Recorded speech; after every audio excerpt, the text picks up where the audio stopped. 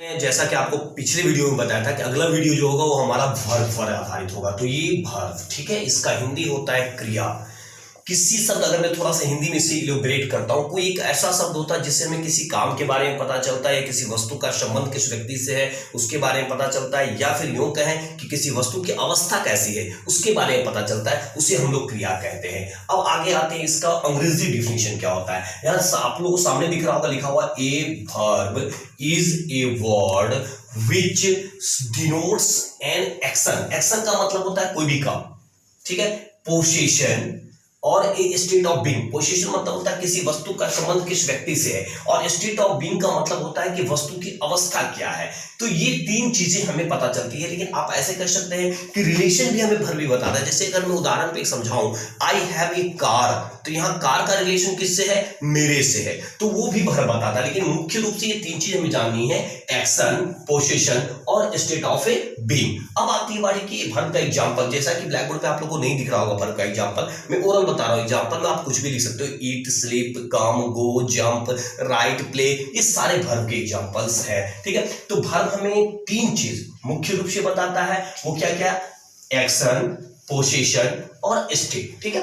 अब आते हैं हम लोग, हमारा जो अगला टॉपिक है इसमें वर्ब का काइंड्स, मतलब काइंड्स ऑफ वर्ब। तो इसको वर्ब को मेन दो भाग में बांटा गया, पहला मेन वर्ब और दूसरा ऑक्सिलियरी वर्ब या हेल्पिंग वर्ब।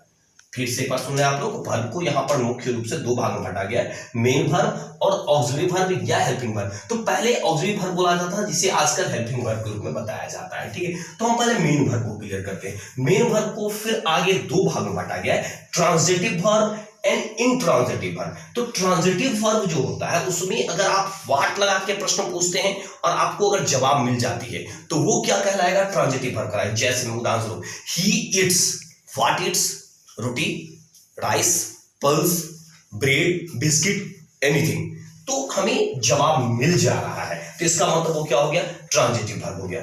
इंट्रांजिटिव वर्ब में he laughs, what laughs, I have no any answer, हमारे पास कोई इसका जवाब नहीं होता है। He sleeps, what sleeps, I have no any answer, तो हमारे पास कोई यहां पर जवाब नहीं होता है। तो इस स्थिति में हम क्या बोलेंगे कि वो क्या है, इंट्रांजिटिव वर्ब है। जहां पर व्हाट के बाद हमें जवाब ना मिले वो इंट्रांजिटिव वर्ब, और जहां व्हाट के बाद हमें जवाब मिलता है प्रश्न करने पर तो वो ट्रांजिटिव वर्ब कहलाता है। अब आगे आते हैं यहाँ पर ऑक्सिलरी वर्ब या हेल्पिंग वर्ब। तो ऑक्सिलरी वर्ब या हेल्पिंग वर्ब को भी दो भाग में बांटा गया, पहला प्राइमरी और दूसरा मॉडल, जो आप लोग को यहाँ दिख रहा होगा। एक चीज हमेशा आप लोग याद रखेंगे, प्राइमरी वर्ब मेन वर्ब के रूप में भी काम करता है और हेल्पिंग वर्ब के रूप में भी काम करता है, लेकिन मॉडल हमेशा वो सिर्फ और सिर्फ हेल्पिंग वर्ब के रूप में यूज करेगा। तो ये जो प्राइमरी वर्ब के रूप में इनका यूज होता है, प्राइमरी का यूज होता है मेन वर्ब और हेल्पिंग वर्ब दोनों ग्रुप में, तो उसका उदाहरण जो है वो आप देख सकते हैं, यहाँ पर लिखा हुआ है, is, am, are, was, were, has, have, had, do, does, did, ये these are primary auxiliaries, इनको primary auxiliaries कहा जाता है। अब आती बारी मॉडल्स की, तो मॉडल्स में आपका एग्जांपल हो जा रहा है can, could, shall, should, will, would, need, dare, must, ought to, may और might। तो ये सारे मॉडल्स के एग्जांपल हैं। मैं फिर से समराइज करता हूं, वर्ब डिफिनीशन में हमें एक्शन, पोजीशन और स्टेट पता चलता है। काइंड्स में आए तो दो मेन काइंड्स, पहला मेन वर्ब और दूसरा ऑक्सिलरी वर्ब, जिसे हेल्पिंग वर्ब भी बोला जाता है। फिर मेन वर्ब को दो भाग में बांटा गया है, ट्रांजिटिव वर्ब और इंट्रांजिटिव वर्ब। ट्रांजिटिव वर्ब जिसका हमें व्हाट के बाद जवाब मिल जाता है, और इंट्रांजिटिव वर्ब जिसका हमें व्हाट के बाद जवाब नहीं मिलता है।